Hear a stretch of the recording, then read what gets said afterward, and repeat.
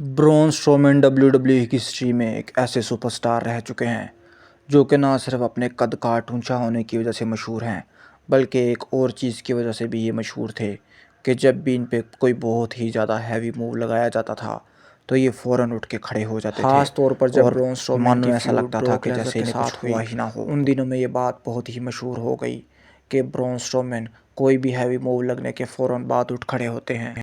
इस वजह से ब्रॉन स्ट्रोमैन को खूब पजीराई मिली, लेकिन आजकल एक और रेसलर इस वजह से बहुत ही ज़्यादा मशहूर हैं जिनका नाम है जेकब फाटू। जेकब फाटू भी इस वजह से बहुत ही ज़्यादा मशहूर हैं कि वो कोई भी हैवी मूव लगने के फ़ौरन बाद उठ खड़े होते हैं जैसा कि उन्हें कुछ महसूस ही ना हुआ हो। और जेकब फाटू में इस चीज़ को लोगों ने तब नोट किया जब इनकी फ्यूड ब्रॉन स्ट्रोमैन के साथ हुई।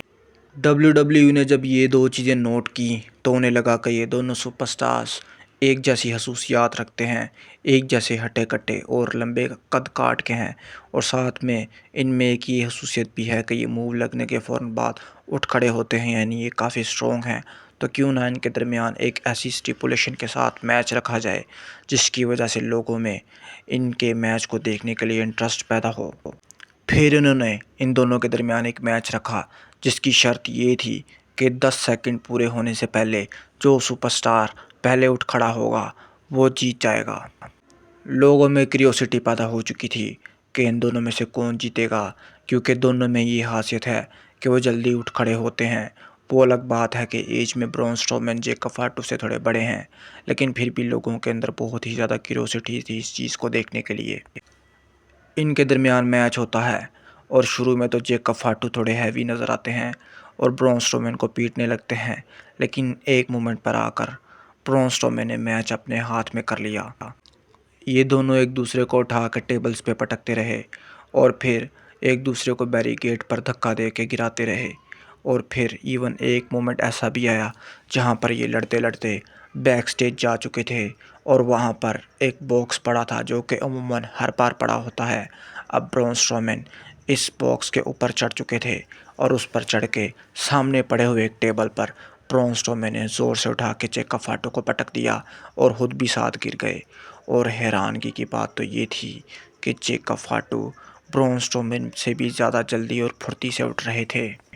जब जब ब्रॉन स्ट्रोमैन ने जेकब फाटू को उठा के टेबल्स पे पटकाया, कोई बहुत ही हैवी मूव लगाया,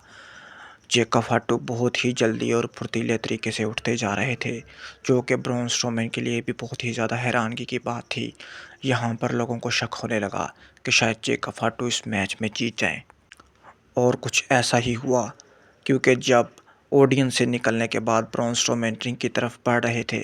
उसी दौरान जेकब फाटू भी रिंग में ब्रॉन स्ट्रोमैन से पहले आ चुके थे और रिंग के कोने पर एक टेबल पड़ा हुआ था जो कि ब्रॉन स्ट्रोमैन ने पहले रखा था जेकब फाटू को उस पर पटकने के लिए, लेकिन वो यूज़ उस टाइम नहीं हो पाया था। अब जब ब्रॉन स्ट्रोमैन रिंग के अंदर आए तो जेकब फाटू ने दूर से आते हुए ज़ोर से धक्का दिया ब्रॉन स्ट्रोमैन को, और ब्रॉन स्ट्रोमैन टेबल को तोड़ते हुए अब नीचे गिर चुके थे। और अब लोग काफ़ी ज़्यादा हैरान थे कि कौन पहले उठेगा 10 सेकंड पूरे होने से पहले। और हैरानगी की बात तो ये थी कि जेकब फाटू 10 सेकंड पूरे होने से पहले उठ चुके थे, जबकि ब्रॉन स्ट्रोमैन भी उठने की कोशिश कर रहे थे,